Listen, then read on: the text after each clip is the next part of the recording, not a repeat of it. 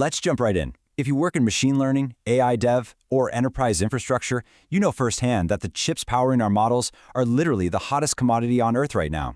But breaking news out of the US Justice Department has completely reframed just how valuable and, frankly, heavily guarded this hardware has actually become. We're talking about a massive organized operation to smuggle restricted Nvidia AI hardware out of North America. It sounds like a movie plot, but as we'll see in this explainer, what starts as a true crime story ends up directly impacting the servers your code runs on today. Let's get into it. $50 million. Just let that sink in for a second. The Justice Department recently charged 3 individuals living right here in the US and Canada with smuggling high-performance Nvidia GPUs to China. One of those suspects, who has actually already pleaded guilty, received a staggering $50 million from China as a payout for this scheme. $50 million. We're talking about chips that can literally fit in the palm of your hand, yet they command a black market bounty that rivals illicit narcotics or military contraband. This wasn't some small paperwork error or an accidental shipment. No way. This was a highly lucrative, deliberately organized supply operation built specifically to bypass strict U.S. export control laws. So, to understand why someone would pay $50 million for smuggled computer parts, we really have to look at how the government views them right now. Check out this direct quote from U.S. Attorney Nicholas Ganji down in the Southern District of Texas, who's prosecuting the case. He says, "The country that controls these chips will control AI technology. The country that controls AI technology will control the future." He actually explicitly called these GPUs the building blocks of AI superiority and pointed out their integral role in modern military applications. Honestly, this isn't just dramatic rhetoric for a flashy press release, it's the literal operating assumption behind U.S. export policy today. Essentially, the government is treating these chips like weapons-grade materials. Which brings us to our first section, the new geopolitical flashpoint. We need to zoom out from this specific headline-grabbing bust for a minute and look at the broader structural shifts happening around us. Because that $50 million smuggling ring, it's just a symptom of a much larger reality. Think about it. In the past, high-performance compute chips were pretty much just market-driven commodities. If your team had the budget, you could buy the hardware. Simple as that. They were treated similarly to really advanced consumer electronics. But look at the present. They are now policy-driven strategic assets. Since 2022, successive rounds of restrictions have severely tightened exactly which chip specs can be sold and shipped to places like China.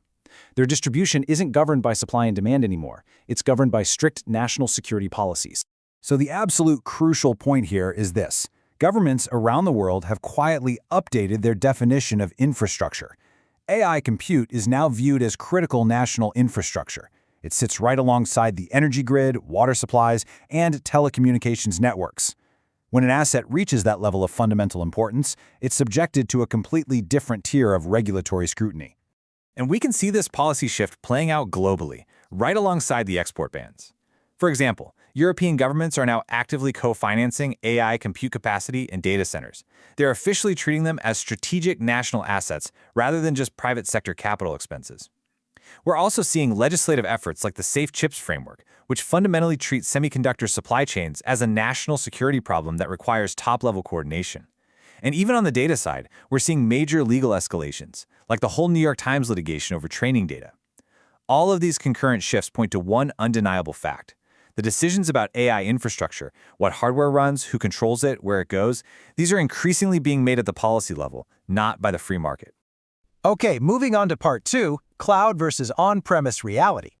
So what does this all mean for you? How does this geopolitical tug-of-war actually impact your daily workflow? Well, the way you access compute power completely changes your exposure. For devs relying mostly on cloud APIs, spinning up instances on AWS, Microsoft Azure, or Google Cloud, your day-to-day operations are still generally low friction. The geopolitical complexity is totally abstracted away by your provider, because they already have massive, established GPU allocations and secure procurement pipelines.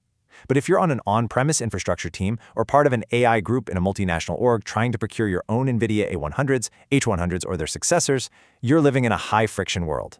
You're facing severe procurement hurdles, a ton of compliance complexity, and heavily restricted hardware access, which all translates to massive delays. And for those multinational teams trying to navigate those hurdles, the stakes have officially been raised to include individual criminal charges. If your organization operates across restricted jurisdictions, messing up on export control laws is no longer just a matter of a corporate fine or a slap on the wrist. As the $50 million smuggling case explicitly shows us, enforcement has moved way beyond simple paperwork audits. They are going straight into active criminal prosecution of individuals. It is absolutely vital that your legal and compliance teams understand exactly where your hardware is moving. No exceptions. Let's get into part 3, navigating the hardware squeeze. Look, the gap between what hardware is available in the US and what can be shipped elsewhere, that's not going to narrow anytime soon. So, how do we operate in this constrained environment? If your org manages on-premise GPU infrastructure, here are 3 immediate steps you've got to take. First, review the current BIS entity list. BIS stands for the Bureau of Industry and Security, and they manage the export control tiers for the specific Nvidia hardware you might be sourcing. Second, you need rock-solid procurement compliance documentation. You have to ensure that your entire procurement chain, right down to every reseller and distributor, is fully compliant and documented. And third, actively monitor BIS.gov for continuous rule updates. These regulations are shifting rapidly, and as we've just seen, ignorance of the law isn't going to cut it as an excuse.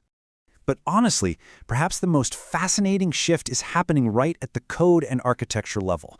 We are entering an era of what's being called supply chain hedging. Basically, this means actively reducing your reliance on top-tier restricted hardware through sheer engineering.